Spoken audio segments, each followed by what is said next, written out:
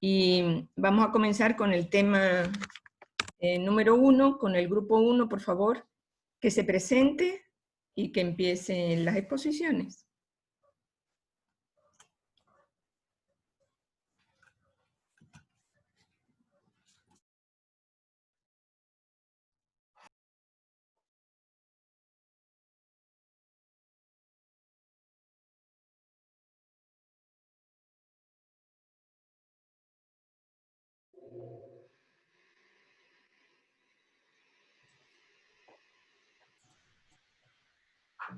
Buenos días, somos el grupo número 1. Está compuesto por Alaba la Batalla de Scarlett, mi persona, Cedeño Solórzano María Patricia, Parrales Anchundia Yandri Llorel, Ponce Parrales Daniela Alejandra, Pulido Vélez Jocelyn Estefanía y Sánchez Mera Jesús Eduardo. Y así. Yo voy a hablar sobre la acupuntura. La acupuntura, del latín acus, que es aguja, y puntura, pinchar. Es decir, que esta técnica se va a basar en la introducción de la aguja en la piel, pero en puntos específicos, la cual esto va a determinar el dolor y los otros síntomas que presente. Esto es parte de la medicina alternativa. Siguiente. Siguiente. Ya. La historia de la acupuntura. Ok, en los textos leídos no hay una fecha exacta en la que se puede decir que se comenzó a utilizar la acupuntura, pero sí hay un texto que es la primera referencia de la acupuntura que se dio en el año 100 a.C. Este texto o libro es llamado Huang Ti Nenjing o Medicina Interna del Emperador Amarillo. Aquí va a haber mucho de los canales, los vasos meridianos, en lo cual eran vistos como estructuras que eran llenas de sangre y ki. El ki se refiere a la energía y al movimiento. Para detectar las enfermedades se identificaban estos canales energéticos corporales en los cuales cuya trayectoria se iban a coincidir a los que eran causantes de esta enfermedad. También se decía que a través de la extracción de sangre desde estos canales y de lo que es el tejido adyacente se podía eliminar al patógeno o aquella que era provocado esta enfermedad. Como esto tuvo un gran impacto positivo, esto fue expandiéndose en el continente asiático y se formó parte de la rama de la medicina china. Después, en Europa, en el siglo XVI, en el 16 de noviembre del 2010, la UNESCO lo declaró como Patrimonio Cultural Intermaterial de la Humanidad. Y por cierto, un dato es que al principio las agujas eran hechas de piedra, después fue de cobre, de hierro, hasta la actualidad que es hecha de acero inoxidable. Siguiente. Siguiente, por favor. Ya, la moxibustión. Esto hace referencia a cauterizar, es decir, que se van a quemar la superficie de un material que va a ser calentado previamente. La moxibustión es un método terapéutico de carácter alternativo en lo cual las personas que lo practican lo tienen que hacer justo con la acupuntura, ya que no se puede hacer por separado. Lo que se centra en esto es la hierba artemisia. Esta hierba es primero triturada, deshidratada y después pulverizada, en lo cual se va a ir siendo procesada por lo que es un cigarro conocido como masaje. Ya, siguiente, por favor. El origen de la moxibustión. Esto se dice que se practicó en unos 2500 años. Aquí ya se sabía de la acupuntura y entonces se lo practicaba junto a los dos. ¿Por qué se lo practicaba? Es porque cuando las personas cuando practicaban la acupuntura, había personas que no podían resistir a las agujas, ya sea porque su piel era muy sensible o porque ya eran personas de mayor edad. Esta fue evolucionando a tierras orientales, en la cual se incluyó en varias religiones, entre estas está el taoísmo. Luego, en el siglo XX, en Japón fue con considerado y fue parte de las investigaciones científicas, las cuales se descubrió que estos ayudan a la condición cardiovascular y circulatoria del paciente. Gracias. Continuación, mi compañero.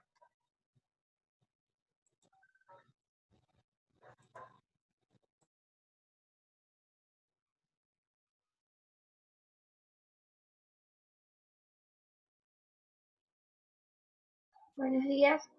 Yo les voy a hablar sobre las bases de la acupuntura. Las bases científicas de la acupuntura demuestran que estos cambios en las funciones demuestran cambios sensitivos, motoras y autonómicas con resultados terapéuticos a nivel visceral, inmune y hormonal de la función cerebral en general.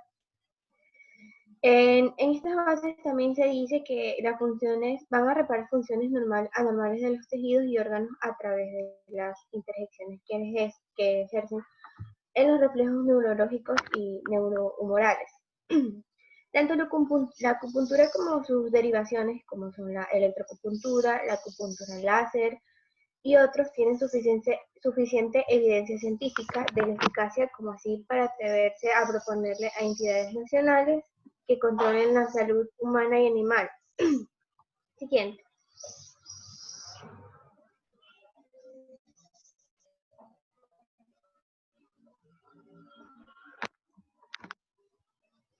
Ya, en los principios de la acupuntura tenemos que esta de aquí va a existir 14 canales de energía llamados meridianos, y es una energía en la que el chi circula junto a los meridianos, junto a otras partes del cuerpo, incluyendo los órganos internos. Esta energía es fuerza vital que literalmente nos mantiene vivos. La energía puede frenarse en puntos disminuyendo el flujo, algunas veces hasta el punto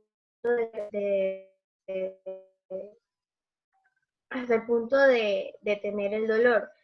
Este es un precursor del dolor y de las enfermedades. Y por último tenemos que al insertar una aguja en el área congestionada, esto va a permitir que la energía vuelva a fluir hasta el punto de reparar el dolor y volver a tener una salud óptima. Siguiente.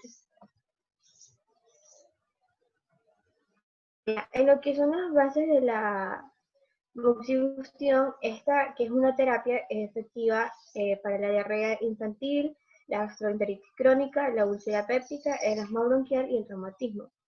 Este de aquí se ha obtenido un efecto definido en el tratamiento de la tuberculosis pulmonar y la tromboangitis obligante. Un estudio de 182 casos de asma tratados con moxibustión cicatricial en los puntos de acupuntura seleccionados sobre la base del diagnóstico diferencial resultó con una tasa efectiva final del 7.9%, bajando al 70% de tasa efectiva a largo plazo. Otros informes afirman que la moxibustión cicatricial puede reducir de forma importante la presión arterial y reducir la viscosidad de sangre y dilatar los vasos sanguíneos. En los principios de la moxibustión tenemos que esta de aquí va a mejorar la circulación sanguínea y linfática al estimular los puntos de acupuntura con calor. También esta de aquí va a tener una mayor efectividad a la hora de aliviar dolencias crónicas. Es un tratamiento más seguro que la acupuntura y ha sido utilizado como remedio popular durante varios siglos en Asia. Gracias.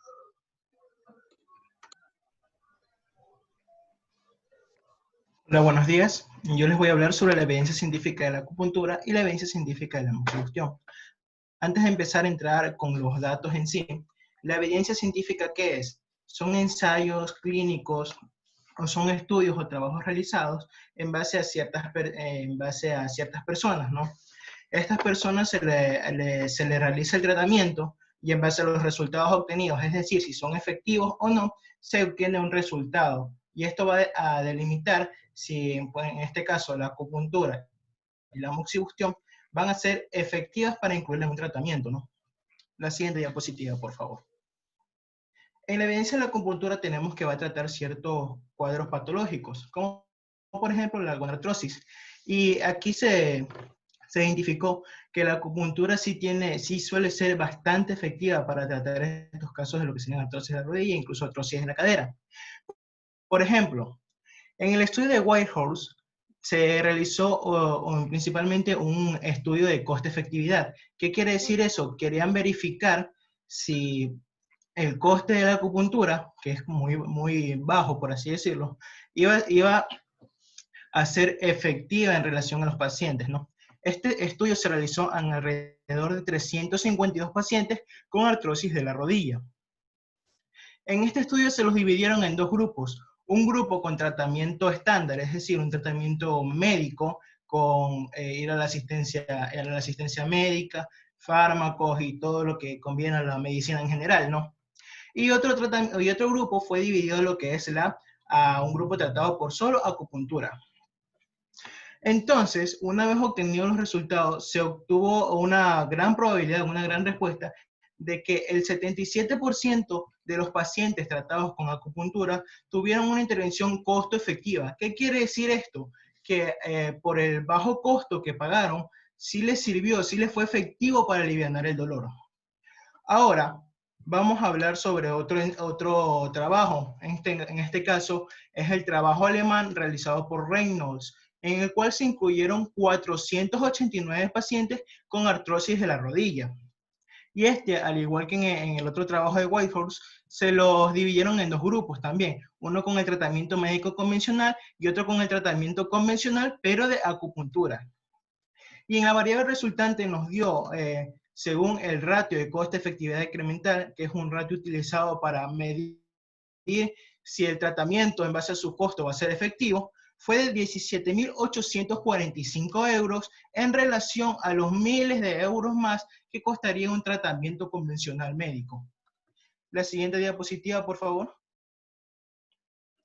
Para la cervicalgia, en la cervicalgia encontré un estudio sobre un trabajo alemán de Willich, en el cual reunía alrededor de 3.451 pacientes con un dolor cervical crónico.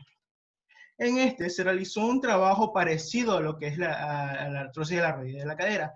En ellos también se los dividió en dos grupos. El grupo que fue el tratamiento médico convencional, como ya lo dije, con fármacos, con la visita del médico, y un grupo que fueron a diferentes sesiones de acupuntura.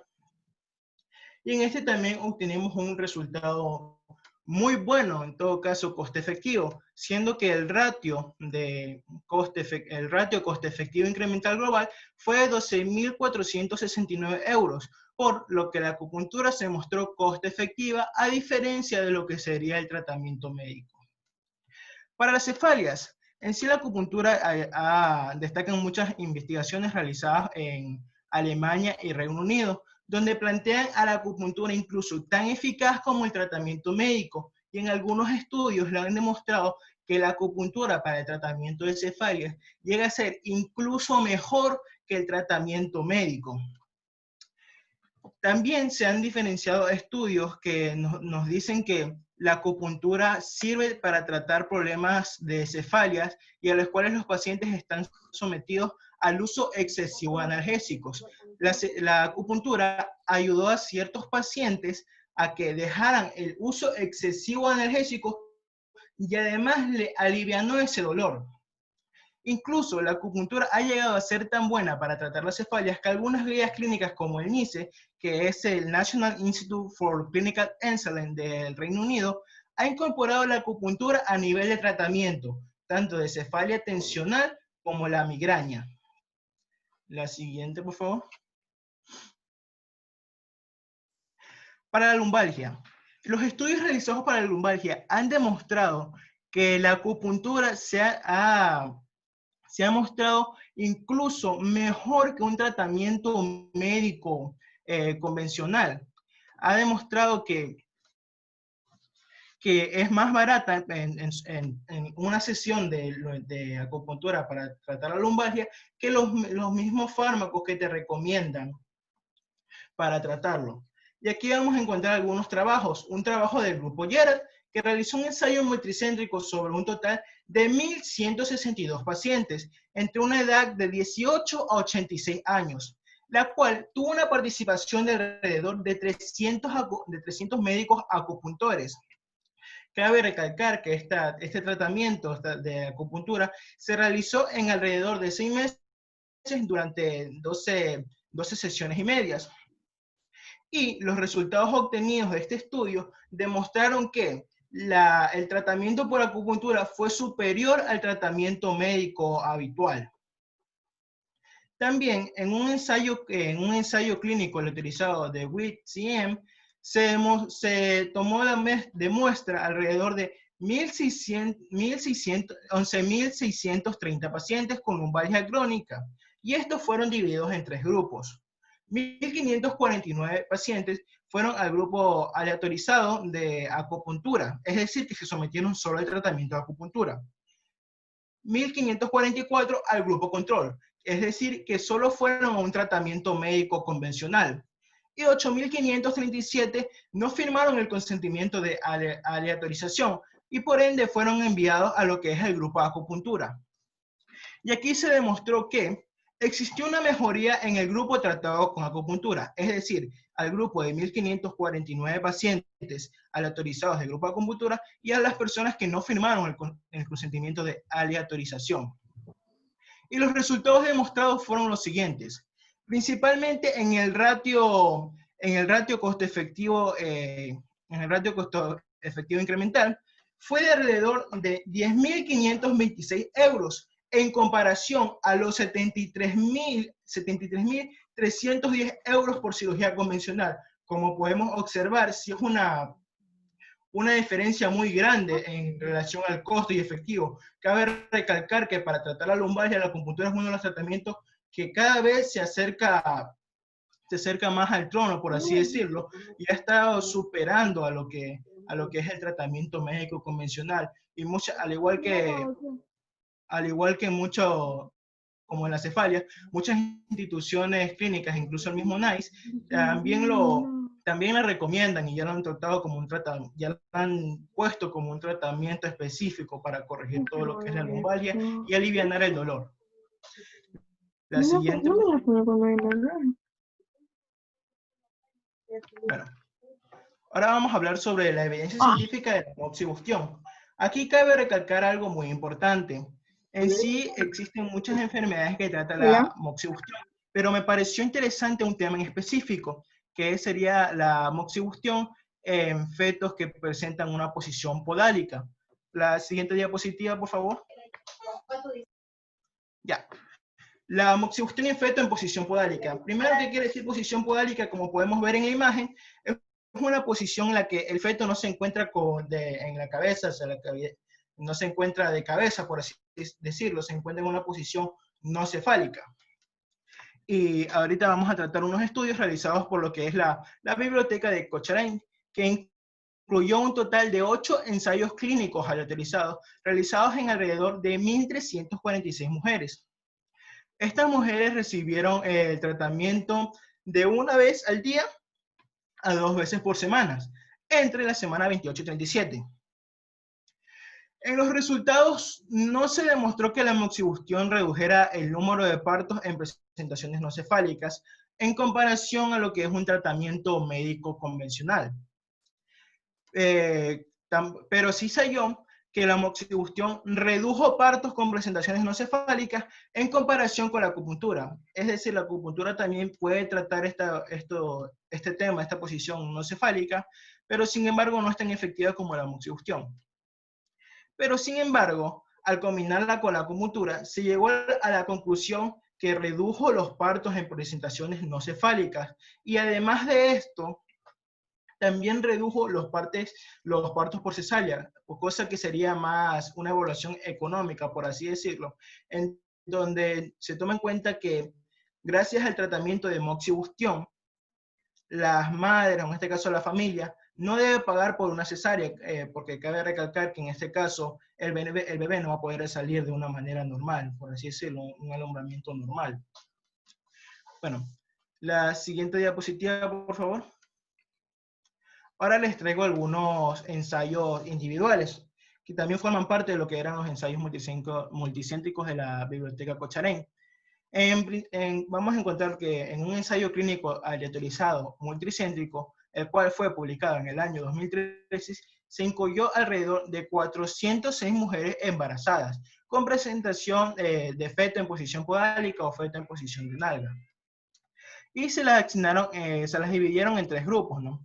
un grupo que fue llevado a la verdadera moxibustión con aceptación habitual, es decir, este grupo solo se trató con moxibustión. A otro grupo se lo dividió en lo que es la moxibustión con una moxibustión sin un punto específico de acupuntura. Y es decir, combinaron la moxibustión con lo que es la acupuntura. Y el tercer grupo se lo dividió en un cuidado habitual solo, es decir, un cuidado habitual médico. Y los resultados obtenidos fueron los siguientes. El primer grupo obtuvo una probabilidad, un resultado del 58.1% de mejoría en lo que es la posición del feto. Es decir, que mejoraron la posición de ser no cefálica a una posición cefálica. El segundo grupo para tratar esto, el segundo grupo que fue con acupuntura y moxibustión, solo tuvo un 43.4%, más reducido que el tratamiento sobre moxibustión. Y el tercer grupo que fue tratado con lo que es el tratamiento habitual del tratamiento habitual médico, ¿no? Tuvo un 44.8% de probabilidad de tratar mejor el feto, de cambiar la posición del feto. Ahora vamos a hablar sobre las conclusiones que en sí dieron ciertas guías clínicas sobre este tema, en sí sobre todo lo que fue el resumen o la revisión sistemática de la biblioteca Cochrane. En sí, el sumario de evidencia de Update concluyó que no existían todavía los datos suficientes para hacer una recomendación a favor o en contra de la moxibustión. Es decir, todavía se hace falta más estudios para ver si la moxibustión llega a ser totalmente efectiva para tratar esto de lo que es el feto en posición no cefálica.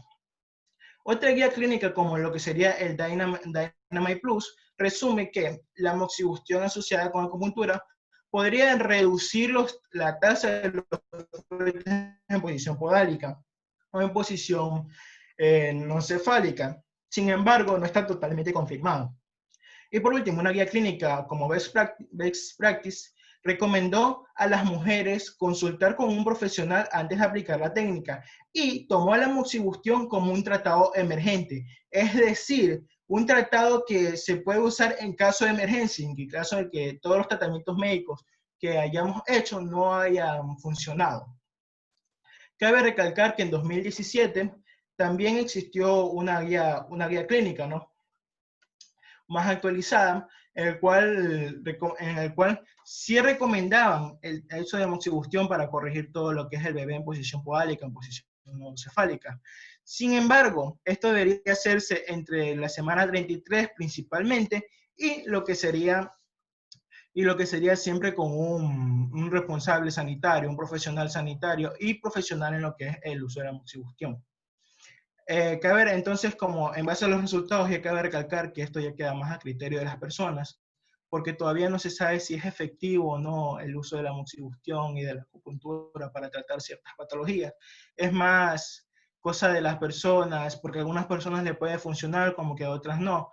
Sería cosa de seguir investigando y hasta mostrar una verdadera eficaz en todo lo que son patologías que pueden ser tratadas por la acupuntura y moxibustión. Muchas gracias.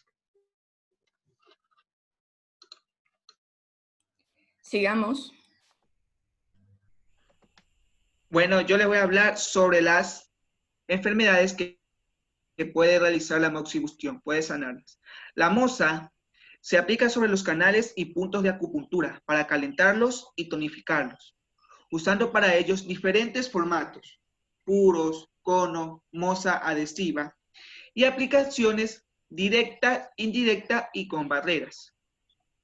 La moxibustión tiene la potestad de sanar muchas enfermedades, como dolores articulares, artrosis, reumatismo, asma, bronquitis, como problemas respiratorios, constitución débil, como el cansancio, diarrea crónica, dolor abdominal, vómitos, retención de líquidos, edemas y dolores menstruales. La moxibustión es especialmente efectiva en todas las enfermedades crónicas, pero no se debe aplicar en casos como enfermedades infecciosas, como procesos víricos, fiebre, hipertensión aguda, embarazo, accidente cerebrovascular ictus y zonas con osteosíntesis, que serían los implantes metálicos, placas y tornillos. Además, algunos tipos de diabetes pueden provocar insensibilidad en la piel, por lo que se han de extremar las precauciones para no provocar quemaduras en el paciente. Siguiente diapositiva, por favor. La acupuntura se usa principalmente para aliviar las molestias asociadas con distintas enfermedades y afecciones. Por ejemplo, las náuseas y vómitos, dolores en los dientes, dolores de cabeza, ya sea por tensión o migrañas, dolores de parto, lumbalgia, dolor de cuello, osteoartritis, calambres menstruales y trastornos respiratorios como la rinitis alérgica. Como toda cura, siempre va a tener un riesgo. Y el riesgo de la acupuntura son bajos debido a que usan agujas estériles. Los efectos secundarios pueden comprender dolores, moretones o sangrados leves.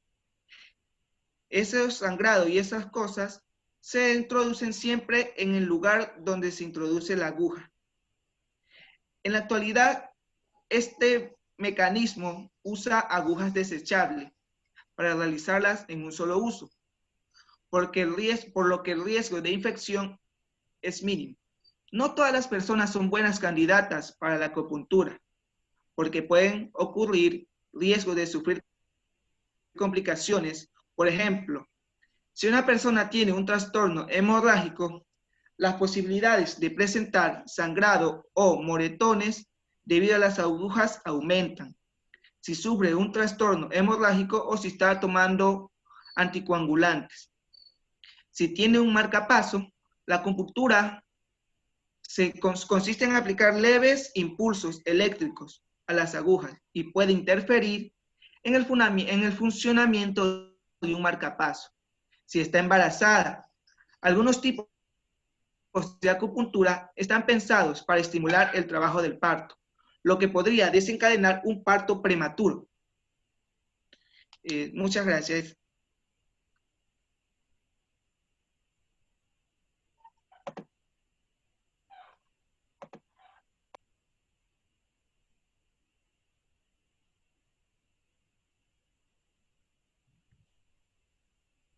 Bueno, yo les voy a hablar sobre los métodos de aplicación de la acupuntura.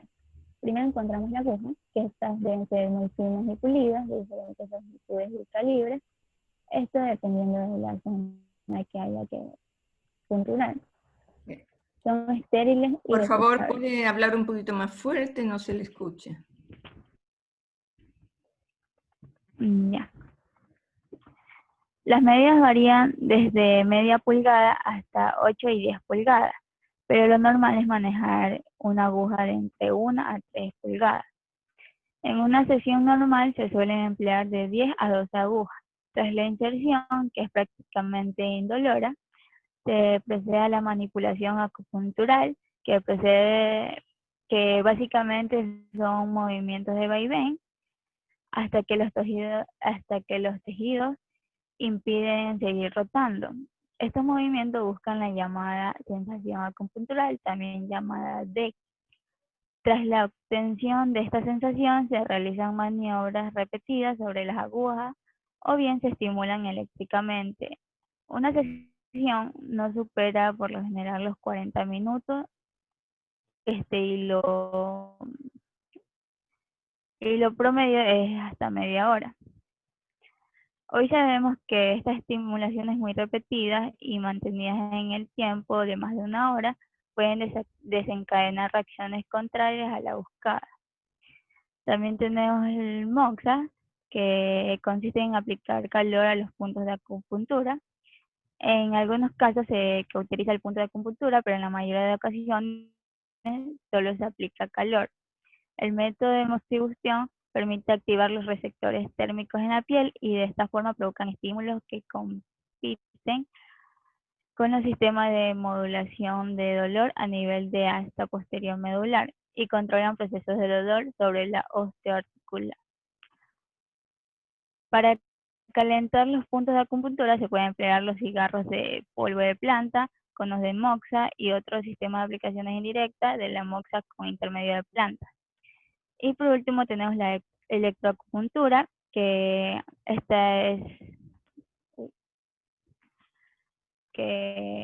esto ha hecho un gran cambio en los métodos. La irrupción de aparatos de electroacupuntura en los años 40 no cesa en su avance.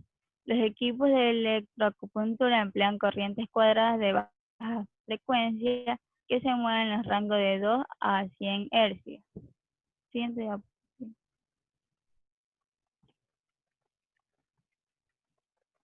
Ya. En los métodos de aplicación de moxibustión encontramos la directa o con cono o la indirecta. La moxibustión directa se realiza utilizando la planta artemisa prensada en forma de pequeños conos que se colocan en puntos efectivos de acupuntura. Después se quema la parte superior y se deja que actúe para que transmita el calor a través de las brasas del cuerpo. Debido a que se coloca encima de la piel, se llama método directo, aunque esta técnica es muy efectiva para estimular el sistema inmunológico. No es la más utilizada, ya que produce pequeñas quemaduras en la piel. Y la moxibustión indirecta es la técnica más popular de todas, porque produce menos dolor y quemadura, al no ser aplicadas directamente a la piel. Las sesiones en general, sin ser combinadas con otro tipo de terapia, tienen una duración de media hora. Y esta vamos a encontrar 3. Siguiente diapositiva. Ya, la moxibustión con puros. Para esta técnica se utilizan hojas de planta artemisa enrolladas en forma de puro. Se enciende ese extremo y se dirige a los puntos específicos, manteniendo una distancia de 4 centímetros entre la piel y el puro. También se puede utilizar directamente sobre la piel o sobre láminas de jengibre. Al no estar directamente en contacto con el cuerpo, se lo conoce como moxibustión indirecta. También se puede utilizar, el número de aplicaciones dependerá de la aplicación o dolencia a tratar. Hay que tener en cuenta que para lograr efectividad se necesita trabajar cada punto durante 15 o 20 minutos. En la moxibustión con Rei-Onki, esta técnica se realiza con los llamados Rei-Onki, que es un instrumento que presenta forma de un tubo dentro de otro. En el tubo inferior se aloja la artemisa y en el exterior se coloca en contacto con la piel para no aplicar el calor de forma directa, pero sí hacer que se transmita al cuerpo. Y la moxibustión con agujas templadas, esta es una de las técnicas de moxibustión más populares en Japón y consiste en la introducción de agujas de acupuntura en la piel que llevan insertadas en el extremo opuesto de una bolita de artemisa. El calor de la artemisa pasa por el cuerpo a través de la aguja. Al contrario de lo que se piensa, la sensación térmica que se transmite al cuerpo a través de la aguja no es muy grande.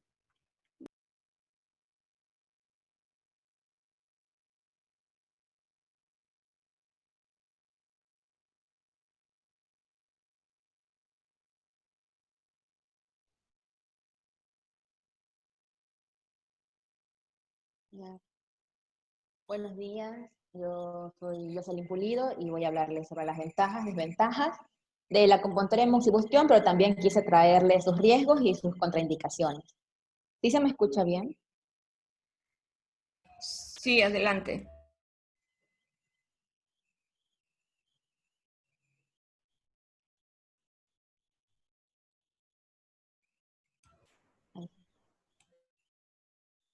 Muy bien, la acupuntura, sus ventajas.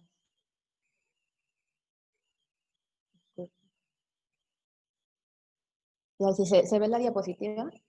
Es que se me quiso colgar la computadora. Adelante, adelante. Ya, las ventajas. Esta disminuye el dolor debido a que regula el sistema nervioso vegetativo, por lo que sirve para dolores crónicos como artritis o artrosis, y dolores agudos como cefalia, dolor de espalda, menstruación, primomalgias o dolores causados por lesiones como contracturas o esguinces. Favorece la circulación, por lo que puede ser eficaz en inflamaciones y varices. Mejora la cicatrización de heridas y reduce los edemas musculares. Mejora los síntomas en procesos respiratorios, tipo asma, bronquitis crónica, rinitis, sinusitis o tos alérgica. Libera el estrés y la ansiedad, porque logra el equilibrio de energía del cuerpo y ayuda a la relajación. Evita el insomnio, al liberar la ansiedad y los procesos depresivos, ya que al sentir menos angustia se afrontarán mejor los problemas. También puede ayudar a disminuir el síndrome de abstinencia en drogadictos, por lo que se utilizan tratamientos de desintoxicación. Elimina también los dolores menstruales y disminuye los síntomas de la menopausia. Disminuye también reacciones alérgicas en la piel, por lo que se utilizan tratamientos de urticarias, dermatitis atópicas o psoriasis. En el tratamiento del cáncer, la acupuntura se utiliza para disminuir los efectos secundarios que la radioterapia o la quimioterapia producen, como náuseas, vómitos, mareos. Activa el sistema inmunitario y hace que el paciente se enfrente con más fuerzas a su enfermedad. La acupuntura intenta equilibrar la energía del cuerpo, que muchas veces se canaliza de manera errónea por el modo de vida, hábitos o alimentación.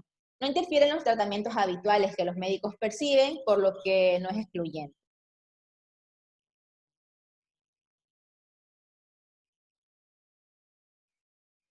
Sus desventajas. Por lo general no tiene muchas desventajas. Sus mayores desventajas podrían ser las costosas consultas, debido a que cuando es momento de hacerse chequeos médicos en un consultorio donde practican la acupuntura, puede llegar a ser realmente costoso, porque es una técnica diferente, a diferencia de la medicina tradicional. Además de ser costosa, hay que ir regularmente a hacerse sesiones de terapia para aliviar los dolores. La efectividad de la acupuntura. Si bien puede curar ciertos dolores que se te presenten, pero no al 100% como se estima, ya que la efectividad de la acupuntura puede decaer cuanto más pasa el tiempo, y esto sumado a los costosos que puede hacer. Debido a lo costoso que puede hacer, las personas pueden desistir de realizar este tipo de tratamiento. No es completamente original. Para los países no occidentales que hacen el uso de la práctica de medicina occidental, no están completamente estudiados. Se necesita una especialización más centrada de lo que es la acupuntura. Cabe mencionar que al ser una disciplina de precisión, tiene como causa principal de daño el mal diagnóstico y el empleo inadecuado de agujas.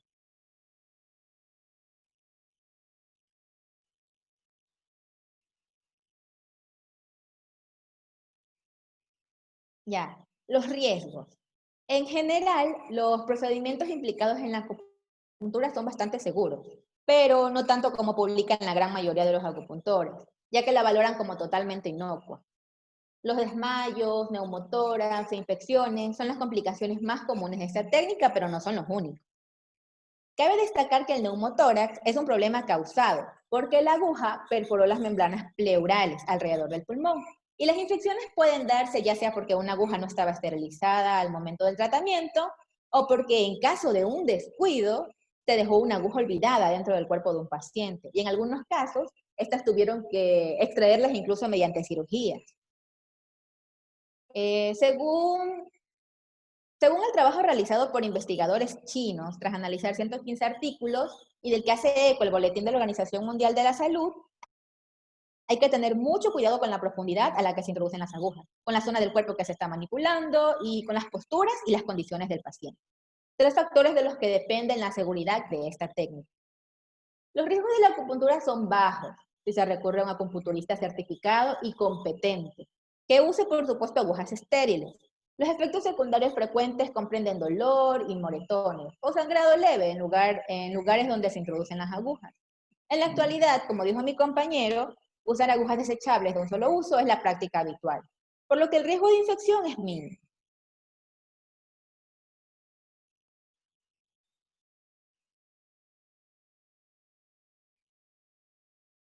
Respecto a las contraindicaciones, también ya les mencionó mi compañero Yandri, si se presenta un trastorno hemorrágico, si tiene un marcapasos y en embarazos. Ahora vamos a hablar de la moxibustión. Las ventajas de la moxibustión son a nivel celular, a nivel cardiovascular, a nivel neuromuscular. A nivel celular, favorece la reparación de tejido, incrementando la actividad enzimática y en consecuencia el metabolismo hístico de los tejidos. A nivel cardiovascular, equilibra la capacidad de termorregulación, mejora la circulación sanguínea, lo cual tiene efectos analgésicos y antiinflamatorios. También favorece la alcalinización del pH sanguíneo y puede disminuir la coagulación sanguínea, la glicemia y la viscosidad de la sangre, porque genera un mayor aporte linfático en los tejidos. A nivel neuromuscular, tiene un agradable efecto relajante, que se expande desde una primera etapa de relajación que abre paso a una fase más profunda de relajación mental y emocional. Tiene efectos antiespasmódicos, además de los ya mencionados, beneficios analgésicos y metabólicos a nivel de los tejidos con el aumento del flujo sanguíneo. Tiene efectos a nivel de las propiedades viscoelásticas de los tejidos. En la medicina china, la flexibilidad se asocia a la salud y la rigidez a la enfermedad. En este contexto, el calor de la moxibustión produce una mayor extensibilidad de los tejidos fibrosos ricos en colágeno, como los que no se encuentran en tendones, cápsulas articulares y cicatrices. Los efectos se potencian cuando se combinan la aplicación de tracción en la zona y estiramientos terapéuticos. Además, la epidemia local producida por la moxibustión facilita el transporte de oxígeno y sangre a las células de la piel, lo cual tiene aplicaciones estéticas, ya que esta nutre, limpia y mantiene fresca y elástica la piel. Otros beneficios también sería que previene enfermedades, promueve la circulación de Qi y Xue, que significa energía y sangre, tonifica el Yang Qi, calienta los meridianos o canales energéticos, elimina el frío y calienta la sangre, puede eliminar el tóxico, tonifica el Wei Qi, aumenta la producción de glóbulos rojos, blancos y hemoglobina, y puede tonificar ciertas funciones fisiológicas. Las desventajas de la moxibustión son parecidas a la de la acupuntura. También dependen del costo del tratamiento y de su efectividad a largo plazo.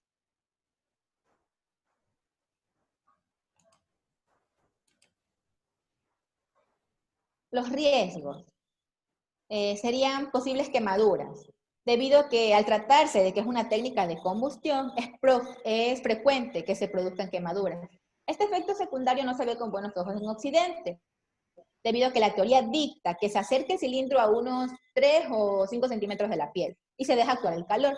Sin embargo, en China se llegaba a aplicar en contacto directo, imagínense ustedes.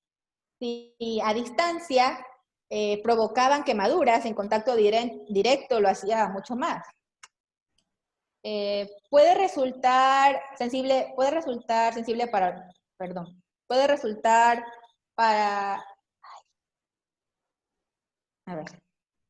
Debido a que esta planta desprende un fuerte aroma al ser quemada, este olor impregna lo que tiene alrededor y puede resultar demasiado fuerte para los olfatos sensibles.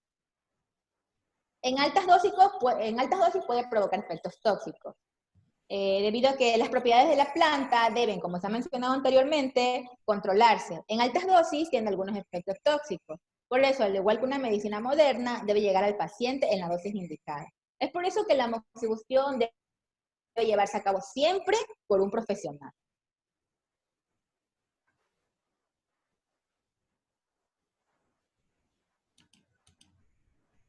Las contraindicaciones. No se debe aplicar en procesos inflamatorios en fase aguda, ni durante procesos febriles o insolación. No se debe aplicar en personas con mala hidratación o excesivamente fatigados. Tampoco se debe aplicar en zonas donde existen procesos malignos por la posibilidad de diseminación. No se debe aplicar en pacientes con trastornos cardiovasculares descompensados y como generalidad debe evitarse su uso en embarazadas, pero hay ciertas excepciones. Incluso en algunos casos de embarazo se ha observado que la aplicación de calor en cierto punto hace que el feto cambie de posición. Se ha utilizado en las semanas previas al parto, consiguiendo que el bebé adoptara la posición adecuada Y cabe destacar que una mujer embarazada no se debe practicar la moxibustión en el abdomen ni en el vientre. El punto del cuerpo de la mujer que será estimulado es el B67, que se encuentra situado cerca de lo que es el dedo meñique de los pies. Tampoco se debe aplicar en niños menores de 7 años y si se aplica calor durante el periodo menstrual puede aumentar el sangramiento. Se tendrá especial cuidado en su aplicación a pacientes hipertensos o que manifiesten signos y síntomas relacionados a excesivo calor interno, que en el lenguaje propio de la medicina china se asocian con los síndromes de influencia, de yin y fuego. Esa es toda mi exposición. Gracias. Muy bien, muchas gracias a todo el grupo y comenzamos la exposición del grupo 2. Por favor, primero preséntense.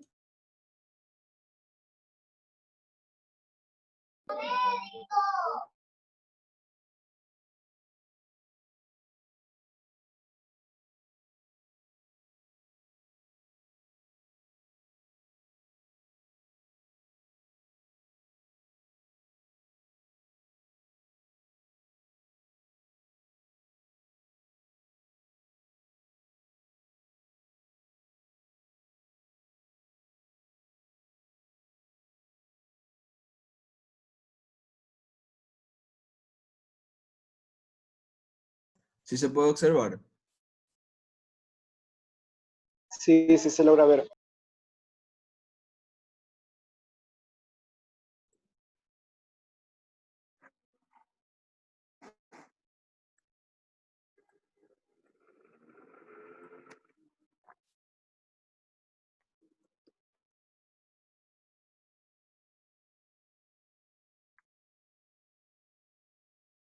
Buenos días, doctora y compañeros. Nosotros pertenecemos al grupo número 2 y nuestro tema a tratar es la homeopatía. Los integrantes son Cajas Vega, Sumaya Nicole, Parra, Entriago, Norma Mercedes, Regalado, Manrique, Gilbert y Manol, Quiroz, Zambranos, Libet, Estefanía, Quelal, Herrera, Edison, Javier, y quien les habla, Moreira, Macías, César Alejandro. Siguiente diapositiva, por favor.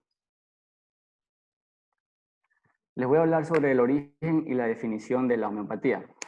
La homeopatía, esta disciplina fue desarrollada por el médico químico alemán Samuel Christian Friedrich Hahnemann a finales del siglo XVIII. Este término proviene del griego homeos, que significa similar, y patos, que significa enfermedad. El doctor Friedrich era un experto en la preparación de sustancias medicamentosas de aquella época. Era un conocedor de la botánica, mineralogía y química, por lo que decidió probar en su propio cuerpo la corteza de quina, sustancia que en aquella época era utilizada para tratar la fiebre. Y al cabo de unos días de haber utilizado esta sustancia, él presentó un cuadro de fiebre y él se dio cuenta que una sustancia que produce un determinado síntoma, la misma sustancia es capaz de curarlo. Este es uno de los principios en los que se basa la homeopatía, en la ley de similitud. Continuó utilizando y estudiando sustancias como la belladona y el arsénico, plantas originalmente tóxicas, pero que él las utilizaba con fines terapéuticos. La definición de la homeopatía. Primero quiero empezar aclarando que la homeopatía no es lo mismo que la fitoterapia, dado que la idea generalista es que la homeopatía es natural y la fitoterapia es el uso de plantas con fines medicinales. Y suelen pensar que la homeopatía es consumir productos de origen vegetal, como las plantas. Y no es así. La homeopatía es un método terapéutico que se basa en la ley de similitud, la cual afirma que una sustancia que produce un determinado síntoma en una persona sana, la misma sustancia, pero en pequeñas cantidades, es capaz de curar los síntomas en personas enfermas. Los homeópatas para la elaboración de tratamientos consultan en libros de referencia conocidos como repertorios, y asimismo para la elaboración de medicamentos y remedios homeopáticos se deben de tomar en cuenta varios factores, como el conjunto de síntomas del paciente, el estado físico y psicológico del mismo y su historia clínica y de vida. para para la elaboración de medicamentos y remedios homeopáticos, se realizan sucesivas diluciones en agua en alcohol. Esto con el fin de que la sustancia original quede reducida en cantidades infinitesimales. Por lo general, los productos utilizados para la elaboración de remedios y medicamentos homeopáticos son de producto animal, vegetal y químicos. Dentro de los químicos están productos de origen orgánicos y minerales. Muchas gracias.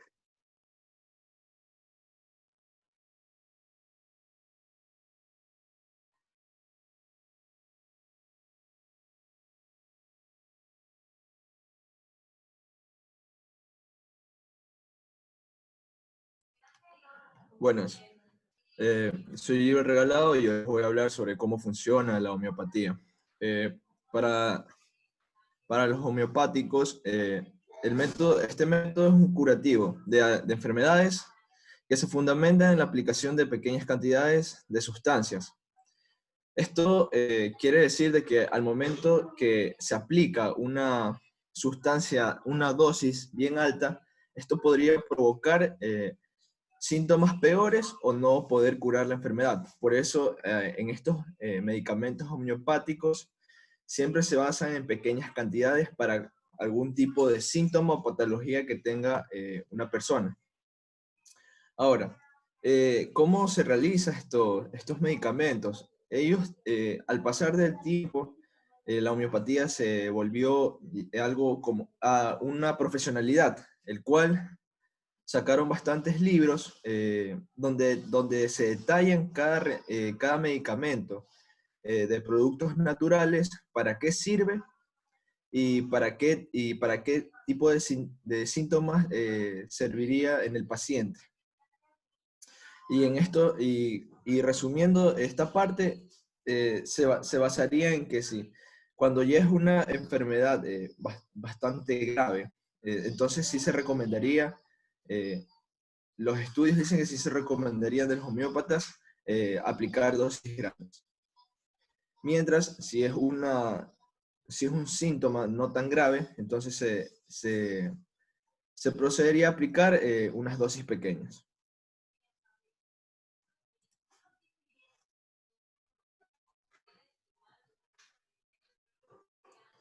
Ya. Los principios. Hay 4 que serían la naturaleza de la enfermedad, principios semejantes, principios de las disoluciones y principios de la sucusión. La naturaleza de la enfermedad, esto se refiere a que todos los productos que se van a realizar, los medicamentos, en este caso estamos hablando, de que sean naturales, pero ya sean que vienen de las plantas, de animales, de productos orgánicos. Si se altera todo este proceso de la naturaleza, no sería algo ético para los homeópatas. Lo principio de los semejantes es que aquí se utiliza, por decirlo así, un tipo de medicamento para un gran número de síntomas.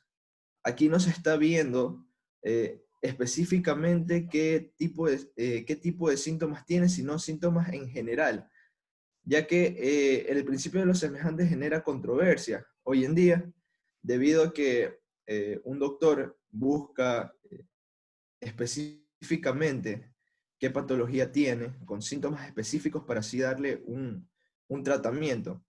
Sin embargo, en la homeopatía ya tienen todo tipo de medicamento específico, solo con decir un síntoma y poder eso contrarrestarlo.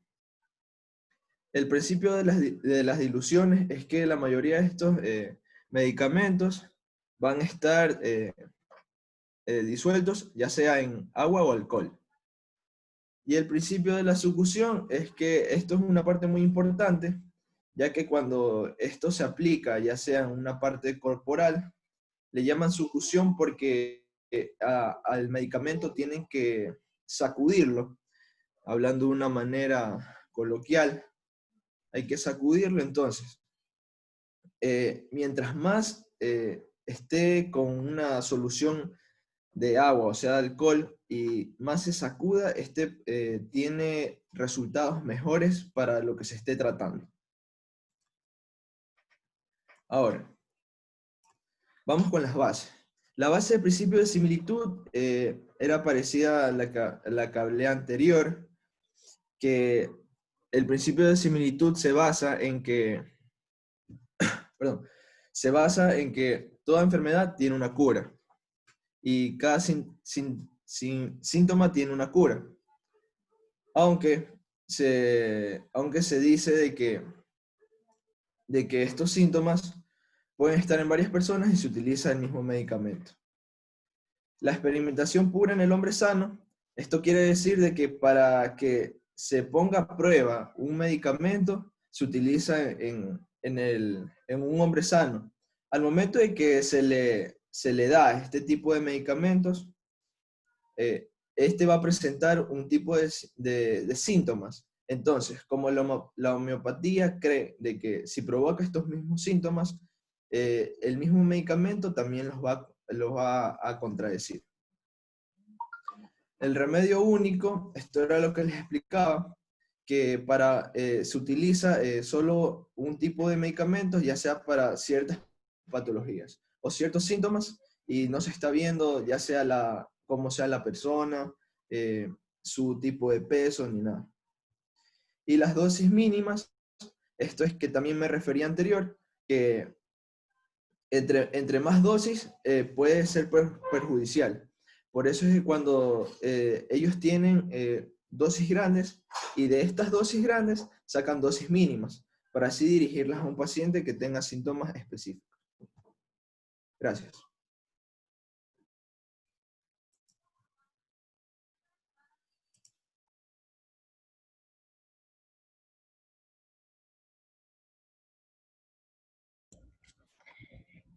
Buenos días, yo voy a exponer sobre evidencia científica sobre la homeopatía.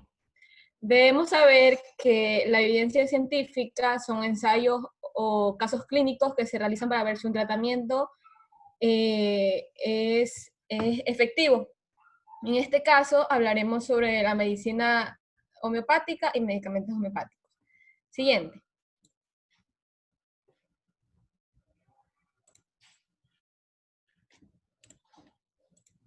Siguiente diapositiva.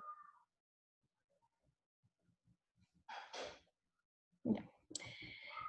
Aunque muchos médicos convencionales expresan dudas sobre la eficacia de la homeopatía y muchos escépticos tienen la idea de que no existen los suficientes estudios científicos que respalden este método médico,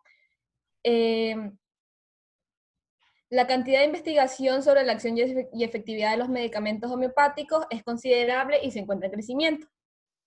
Desde finales del 2016 y 2017 se publicaron diversos artículos en contra de la homeopatía en los medios de comunicación. Esto puede ser considerable hasta cierto punto, porque desde sus inicios a finales del siglo XVIII, la homeopatía siempre ha sido muy criticada desde los estamentos de la medicina oficial. Si bien es cierto, los conceptos de una medicina y la otra difieren mucho. Las razones de la homeopatía es difícil de comprender por los científicos formados solo en la medicina convencional, pero la homeopatía, por su larga trayectoria y por sus resultados, merece un respeto que actualmente no se le está dando.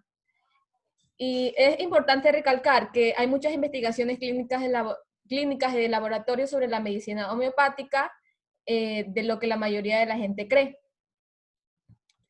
A menudo, las personas se confunden con la investigación, no solo porque puede ser demasiada técnica, sino que porque algunos estudios muestran que la terapia funciona y en otros estudios no. Para resolver este problema se desarrolló una reciente investigación llamada metaanálisis, que es una revisión sistemática de un cuerpo de investigación que evalúa los resultados generales del experimento. El primer caso que les voy a exponer es en 1991, donde 3 profesores de medicina de los Países Bajos, ninguno de ellos homeópata, realizaron una metaanálisis de 25 años de estudios clínicos con medicamentos homeopáticos y publicaron sus resultados en British Medical Journal.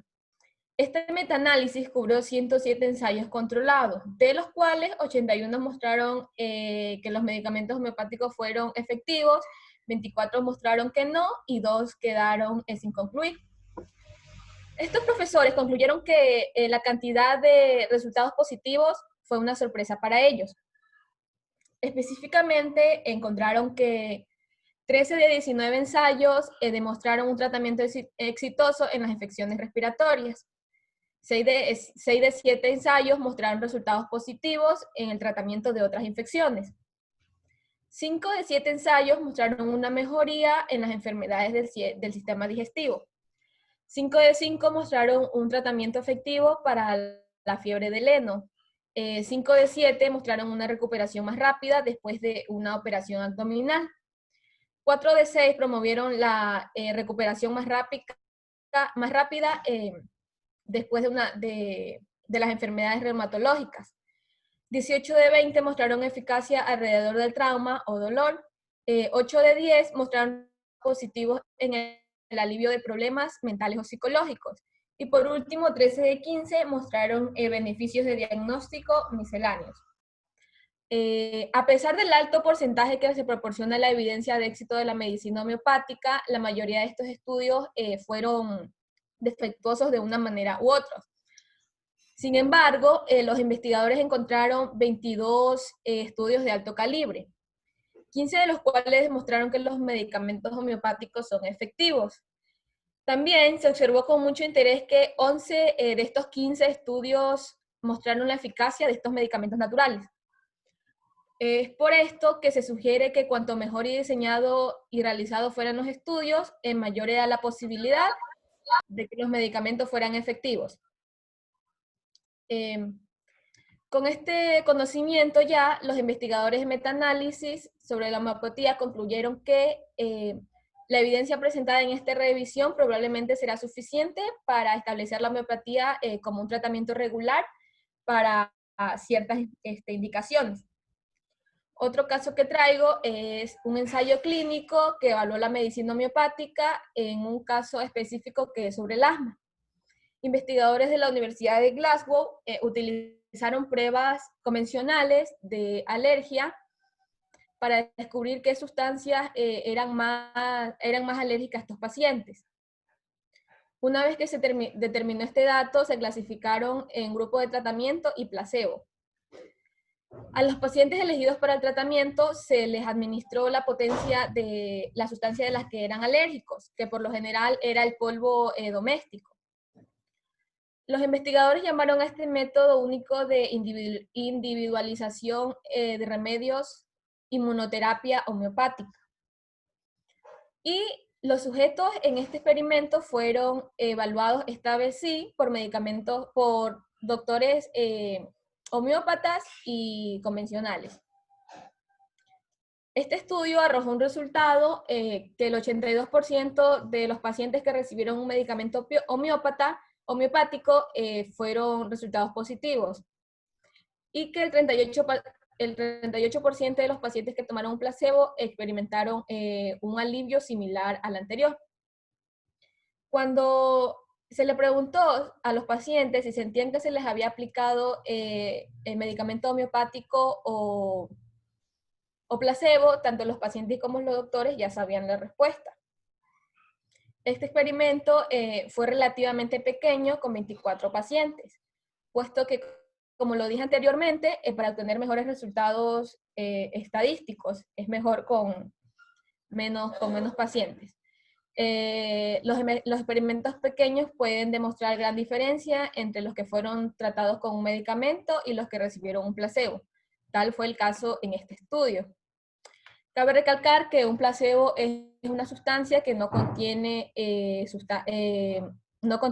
sustancias farmacológicas, sino que es algo más como mental, porque leí en internet que decía que si el paciente piensa que se va a curar, puede ser que sí. Otro estudio, el último caso que les traigo, es un estudio reciente publicado en la revista estadounidense Pediatrics.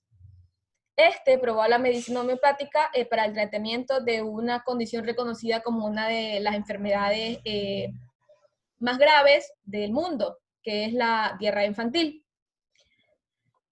Se expone que más de 5 millones de niños mueren cada año a causa de esta enfermedad y por lo general en países no industrializados. Los médicos convencionales recetan terapia de rehidratación oral. Sin embargo, este tratamiento no combate a la infección subyacente de la diarrea. Este estudio se realiza en Nicaragua en asociación de la Universidad de Washington y de Guadalajara. Es un estudio aleatorio, doble ciego y controlado con placebo 81 niños. Mostró que un remedio elegido individualmente proporciona una mejoría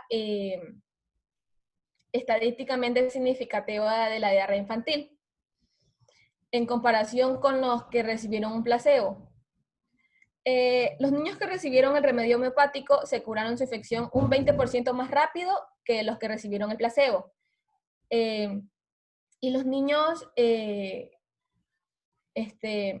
un total de 18 remedios diferentes se utilizaron para esta investigación, elegidos individualmente según el síntoma de cada niño. Es decir, que se iba escogiendo cada remedio por los síntomas que presentaban. Aunque las personas no están familiarizadas con la investigación, se pueden sorprender al saber que la mayoría de estos estudios sobre homeopatía fueron defectuosos de una manera a otra. Sin embargo, es importante señalar que la investigación en la medicina convencional tiene un porcentaje de fracaso similar al de la medicina homeopática durante los últimos 25 años. Gracias y siguiente.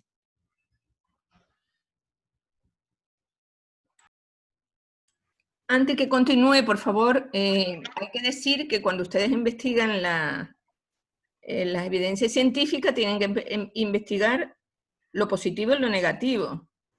Bueno, está muy bien lo que usted ha presentado, pero también tenemos que ver qué está pasando con otros tratamientos de otras dolencias. Bueno, usted ha presentado los estudios de revisión sistemática y metaanálisis, que son los estudios como más rigurosos, porque se hacen una recopilación de datos de 25 años o más de todas las investigaciones que se han hecho, y esos datos son tratados estadísticamente y pueden darse porcentaje, como lo ha explicado usted. Y además, bueno, están hechos por bibliotecas muy famosas o bases de datos muy famosas como la Cochrane, etcétera, de tal manera que, bueno, está bien, pero no están todos. La OMS tiene algunos reparos respecto a la homeopatía en el tratamiento de infecciones, porque se están tratando infecciones como malaria, VIH, entonces ahí hay que tener cuidado y hay que también revisar los otros estudios que dicen respecto a esto. Bueno, muy bien, vamos a continuar. Todo esto les digo para pensando en el debate, porque en el debate, pues, ustedes saben, pues, va a haber un grupo a favor, otro grupo en contra, y tenemos que tener argumento para todos. Muy bien, siga, adelante.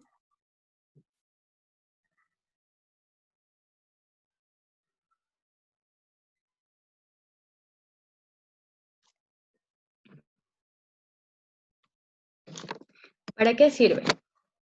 La homeopatía sirve para estimular de manera terapéutica las capacidades curativas naturales del propio cuerpo, para recuperar la salud y bienestar usando medicamentos que actúan restableciendo el equilibrio en su interior. Con la homeopatía tenemos una amplia gama de posibilidades terapéuticas donde el paciente será el gran beneficiario, siendo esta útil en un gran abanico de posibilidades.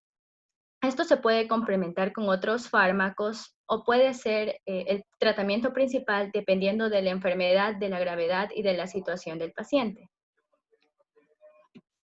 Siguiente diapositiva.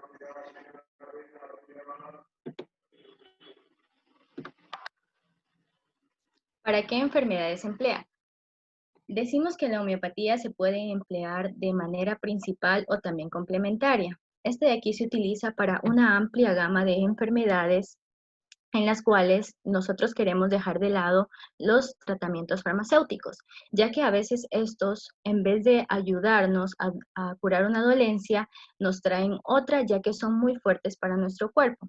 La homeopatía se utiliza para tratar el herpes mediante el meserum, para tratar la gripe y los resfriados comunes mediante la nux vomica. Un dato importante es que en Italia se utiliza el Oxycocinum para tratar la gripe de una manera muy amplia.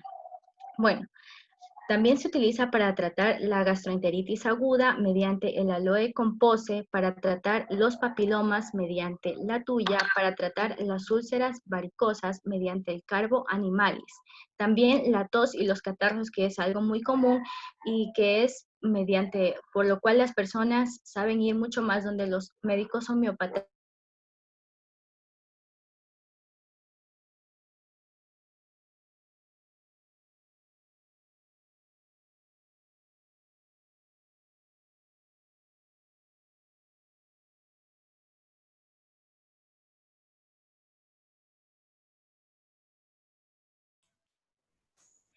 Esperemos un momento. Por favor, no se le escucha. No se le escucha, ha perdido la... Una recuperación, ya que esto... Por favor, repita, porque no se le ha escuchado lo último. ¿Lo último no se me escucha? Sí. Decía que la homeopatía debe utilizarse de manera responsable, ya que en una enfermedad como un cáncer no podríamos utilizar la homeopatía, ya que esta enfermedad necesita de un tratamiento riguroso y farmacéutico, ya que esta enfermedad podría llegar a ser mortal. Y creo que la medicina homeopática, si bien es cierto, ayuda a que nosotros nos sintamos mejor mediante las capacidades de nuestro cuerpo, tal vez podría utilizarse o podría desviar las dolencias, haciendo que una persona con cáncer crea que ya se está curando cuando no es así, y dejando de lado su tratamiento farmacéutico establecido por un médico. Entonces creo que sí debería ser de manera responsable, ya que en muchas veces los médicos homeópatas prometen curar enfermedades que no tienen cura o que tienen que ser tratadas en sí con tratamientos farmacéuticos y de manera muy rigurosa. Gracias.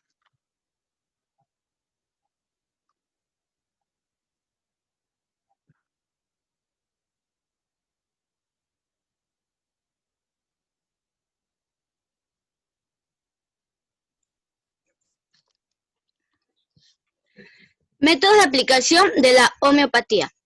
Bueno, esto se da en lo que son pequeñas dosis de medicamentos de acuerdo a la persona que se vaya a tratar. Depende mucho de lo que va a ser su edad y también depende mucho de lo que va a ser la dolencia o el problema médico con el que vamos a trabajar. Antes de recetar, tenemos que ver cómo sacan lo que son los diagnósticos y cómo se va a dar lo que son los tratamientos.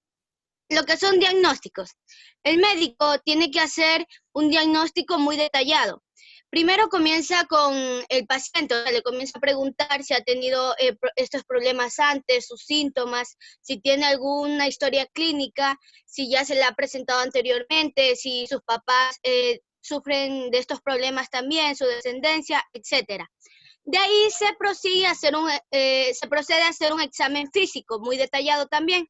Se toma lo normal, lo que son las presiones, si es un tipo de dolencia, se le examina el lugar donde le duele y así se va sacando lo que ya sería el diagnóstico. Sus medicamentos, los medicamentos homeopáticos. Vamos a diferenciar primero de lo que son los medicamentos farmacéuticos comunes. En primer lugar, un medicamento homeopático siempre va a ser de color blanco, es decir, nunca va a tener otro tipo de color, como en los medicamentos que estamos acostumbrados a ver. Y también se puede decir que van a venir en formas de glóbulos, o sea, de glóbulos en formas redondas, y nunca van a venir en cápsulas. Una de las leyes de lo que son los medicamentos homeopáticos nos dicen que todos los medicamentos tienen que poderse disolver. Entonces los medicamentos que vienen en forma de pastilla, en forma redondita, se van a disolver en lo que es la boca. Hay medicamentos o hay pastillas que no van a contar con esta facilidad. Entonces estos medicamentos va a pasar por un proceso de que se los van a moler, se los van a aplastar así bien finitos y se los va a mezclar con algún tipo de producto lácteo. También podemos encontrar medicamentos homeopáticos en gotas. Estos van a variar en lo que son sus grados de alcohol y para lo que son niños recién nacidos, estas gotas no incluyen alcohol. También podemos encontrar unos tipos sobres como los té que hemos visto que se llaman papeles. Los medicamentos homeopáticos también los podemos encontrar en lo que son cremas, pomadas, etc. Es decir, todo medicamento tiene que poderse disolver al momento de aplicarlo. ¿Cómo se elaboran? Bueno, los medicamentos homeopáticos están elaborados en lo que son sustancias o extracto de plantas. También se utilizan parte de minerales como el fósforo. Y también unos medicamentos que otros tienen lo que son parte de abejitas. Siguiente diapositiva.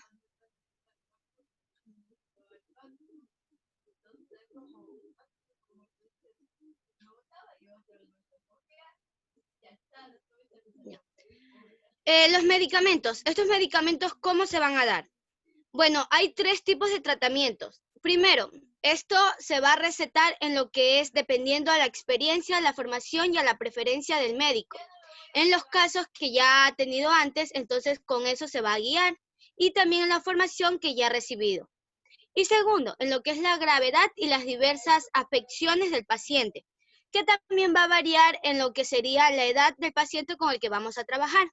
Hay 3 formas de dar o recetar estos medicamentos. La primera, unicismo, que es cuando se aplica un solo medicamento, ya sea pomada, ya sea un tipo de jarabe, ya sea un tipo de pastilla, un tipo de sobrecito, pero se lo aplica solo uno por enfermedad, es decir, solo va a ir con ese tratamiento. Si en caso de que tenga otra dolencia, después de que termine eso, se va a ir con otro tipo de medicamento y se va a tratar la otra dolencia. Segundo, vamos a encontrar lo que es el pluralismo, que es cuando se aplican 2 medicamentos a la vez, para 2 cosas diferentes o para la misma cosa, pero no se los va a mezclar en una sola disolución. Por ejemplo, se debe ver que los medicamentos no vayan a contrachocarse en lo que ya vendría a ser el organismo de cada persona, ¿verdad? Y vamos a encontrar los medicamentos complejismos, que estos medicamentos sí va a ser varios medicamentos en una sola disolución que el paciente va a ir tomando. Para entender un poco mejor de cómo funcionan estos, vamos a poner un claro ejemplo de lo que vendría a ser la fiebre preescolar, que se presenta muy seguido en lo que son niños, que vamos a ver muchos casos de estos tipos de fiebre, y los que tenemos hermanos menores, hemos visto que ya sea por algún tipo de dolencia, cuando le salen los dientes, algún tipo de infección, va a presentar esta fiebre. ¿Cuáles son los síntomas más principales? Las mejillas se comienzan a poner rojas. Obviamente va a tener una fiebre que va a ir elevándose, va a llegar a puntos de tener alucinaciones, va a tener las pupilas dilatadas, va a tener mareos, etc. Estos síntomas son muy parecidos a los síntomas que se van a ocasionar si una persona adquiere una belladona, que es un tipo de planta que tiene una frutita en forma de uva, y que si tú adquieres esa planta, ese extracto de esa planta, te va a presentar lo que son los mismos síntomas.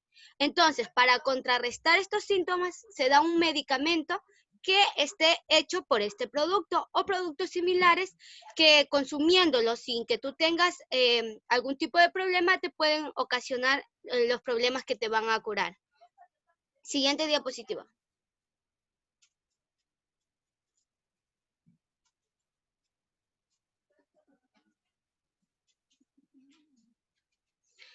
Tratamientos homeopáticos y tradicionales. Bueno, vamos a ver primero con los que son los tratamientos tradicionales, no convencionales. Primero, ellos funcionan, o sea, sus fármacos, sus pastillas funcionan a base de lo que es acción química. También ellos buscan aliviar o suprimir lo que son los síntomas y corregir anomalías fisiopatológicas.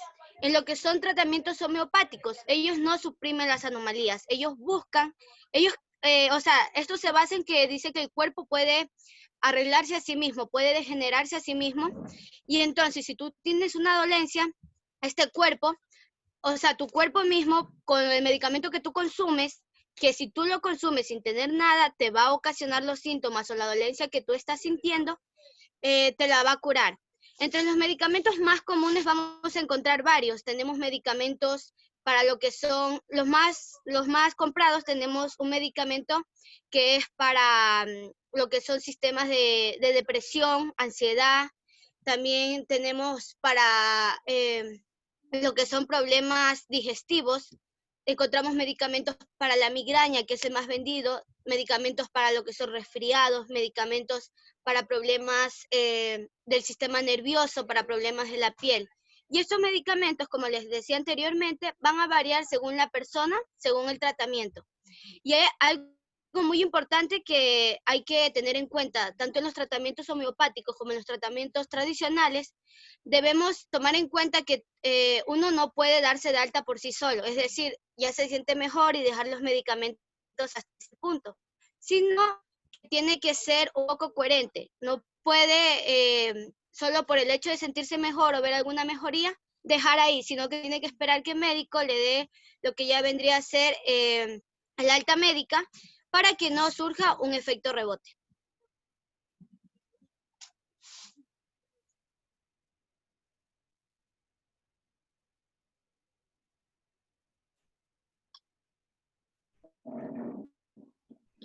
Ya, buenos días, doctora, y buenos días, compañeros. Yo les voy a hablar sobre las ventajas y las desventajas en el uso de la medicina homeopática.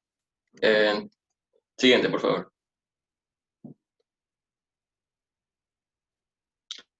Ya, entre las ventajas tenemos es que la medicina homeopática es 100% segura. No va a haber efectos secundarios cuando se la utiliza. Incluso las mujeres embarazadas y los bebés pueden tomar remedios homeopáticos sin temor a que ocurran efectos secundarios, debido a que estos remedios homeopáticos son preparados por sustancias naturales. Por lo tanto, no van a dañar la salud de la persona. Como otro punto tenemos es que es muy eficaz, ya que mientras el remedio sea el adecuado y el paciente siga la dieta prescrita por el doctor, se va a esperar un resultado óptimo, rápido y completo, y va a ser de larga duración. Como otro punto tenemos es que es fácil de tomar, ya que estos medicamentos regularmente se los presenta y van a estar disponibles en gotas, en gotas dulces, y también van a estar presentados también en tabletas pequeñas o también en presentaciones como en polvo. Otro punto de las ventajas es que no es adictiva. Otro punto es que no va a suprimir el sistema inmune, ya que esto es una gran ventaja, ya que la mayoría de los medicamentos trabajan suprimiendo el sistema inmunológico del cuerpo humano. Por ejemplo, los medicamentos para la tos van a suprimir el reflejo, que es el mecanismo del cuerpo para limpiar lo que son los pulmones. Como otro punto vamos a tener es que la homeopatía o la medicina homeopática es holística. Esto significa que con los tratamientos homeopáticos los síntomas nunca más se van a repetir. Otro punto como ventaja sobre lo que viene siendo la homeopatía es que va a tener una compatibilidad farmacéutica. A ver, no entendí bien lo que dijo de holístico. Es el último punto. Va a ser holístico. Por lo tanto, los tratamientos homeopáticos, los síntomas no se van a volver a repetir, si es que es una enfermedad. No. Holístico no significa eso. No estoy diciendo que eso signifique. O sea, eso es aparte. Pero tiene que explicar lo que es holístico, pues. Usted está explicando eso, la ventaja, que es holístico, que es un tratamiento holístico. ¿Qué significa eso? Eso no investigué, doctora. O sea, solo estaba el término ahí, pero no estaba... Claro, o sea, un tratamiento holístico quiere decir que no solo cura esa parte del cuerpo que está afectado, por ejemplo, si es una alergia, sino que también es un tratamiento que abarca la parte emocional, la parte completa, o sea, la parte emocional, la parte diríamos, física, y por eso se llama holístico, porque abarca todo el individuo en su totalidad. ¿Sí? Mental, emocional y física. Listo. Ya, continúo. Ya, también una ventaja sobre la homeopatía es que va a tener una compatibilidad farmacéutica. Este tipo de tratamientos se puede combinar con otros medicamentos y con otras terapias sin que se vea afectada la eficacia del fármaco. También otro punto como ventaja sería que no va a provocar somnolencia, o sea, una somnolencia residual, la cual podemos trabajar y estudiar sin ningún ritmo al ritmo habitual que estamos acostumbrados, sin alterar nuestra concentración ni nuestra capacidad de memoria. Como último punto sobre las ventajas de la homeopatía es que es apta para toda la familia.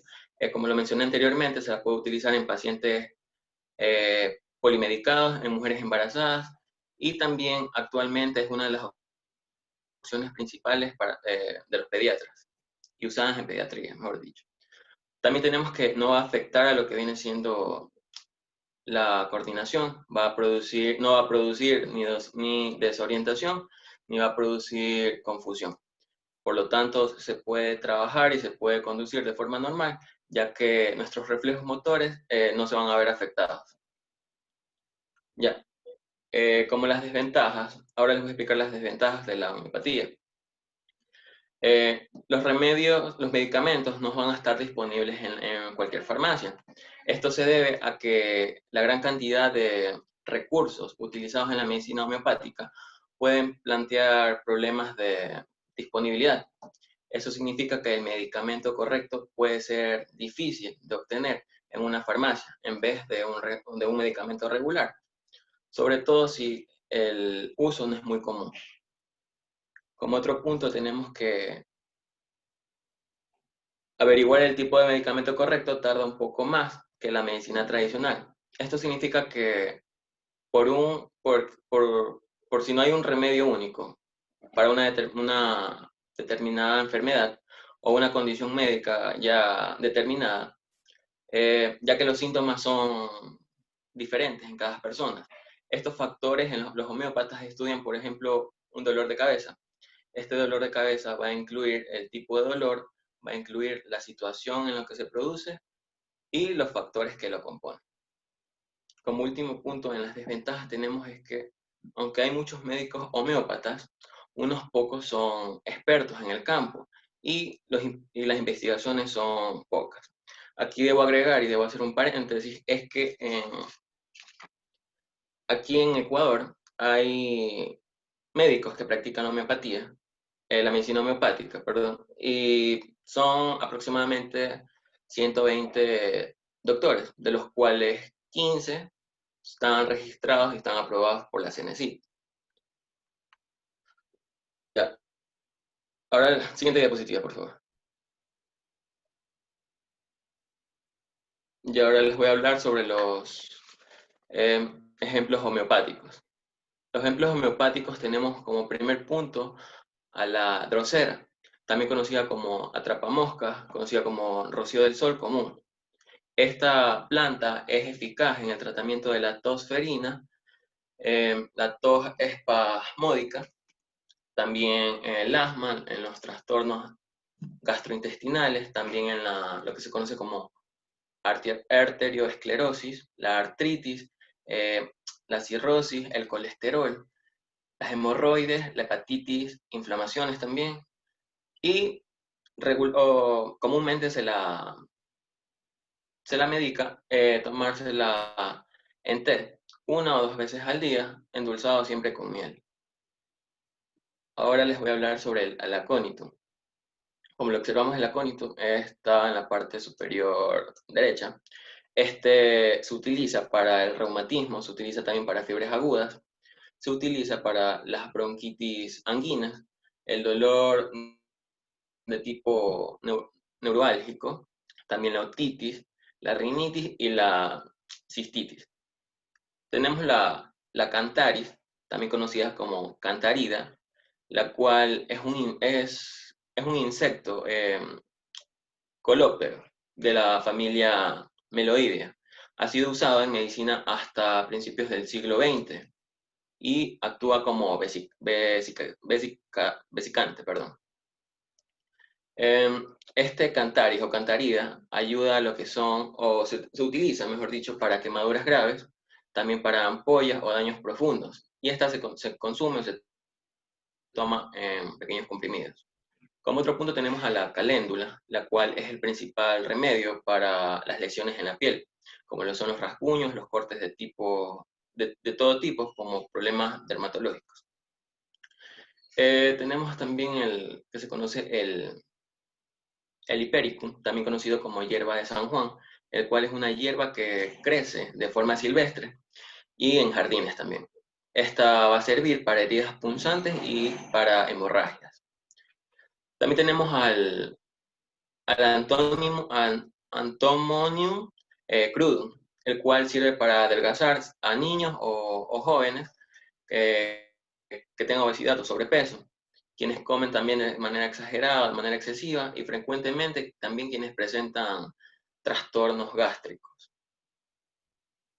Y como último punto tenemos a lo que se conoce como la Lycopodium clavatum, la cual se utiliza en personas en las cuales el sobrepeso les produce falta de confianza en sí mismos, pero aunque lo sientan, van a demostrar lo contrario, es decir, superioridad. Ya, aquí acaba mi parte, pero también quiero agregar es que la Organización Mundial de la Salud anima a todos los países a que incorporen esta medicina homeopática y las demás medicinas tradicionales en su sistema de salud. La OMS insta a que los estados miembros integren la medicina tradicional, complementaria y alternativa en los sistemas nacionales de atención a la salud con el objetivo de mejorar la calidad asistencial al paciente. El que un médico utilice la homeopatía supone una pérdida de oportunidad terapéutica para sus pacientes. Esto es completamente falso, ya que el médico primero realizará un diagnóstico y después va a elegir lo que considere mejor para su paciente, el tratamiento que considere mejor para su paciente. También tenemos que la homeopatía siempre va a sumar más al diagnóstico, va a ayudar más al doctor para el diagnóstico del paciente. Un estudio en la sanidad pública francesa demuestra que los médicos que incorporan la homeopatía en sus tratamientos necesitan usar la mitad de antiinflamatorios y la mitad de antibióticos, también de ansiolíticos y de antidepresivos, para conseguir los mismos o mejores resultados aún en la mejoría del paciente. Y eso es todo por mi parte. Gracias.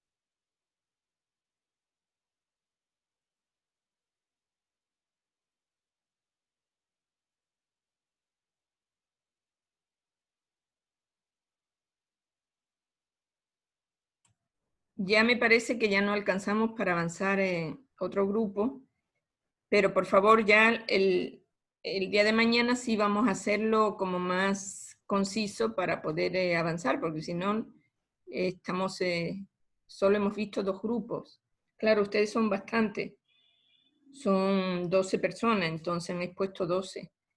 De cualquier manera, bueno, mañana continuamos, porque realmente ya no nos queda tiempo. Entonces, bueno, lo que les quería indicar es que todas estas presentaciones son la base para que ustedes puedan hacer después el debate, que ya les diremos que eso será seguramente no sé si alcanzaremos la próxima semana o la siguiente, que sería ya casi la última, para revisar un poco pues, los pros y contras, ya así enfrentados estudiantes, unos van a estar a favor, otros van a estar en contra, y tienen que buscar los argumentos precisos. Entonces, por eso era necesario que hubiera esta investigación bastante profunda. Bueno, señores, entonces nos veríamos el día de mañana. Muchísimas gracias. Si no hay alguna otra cosa, nos despedimos. ¿Alguna pregunta?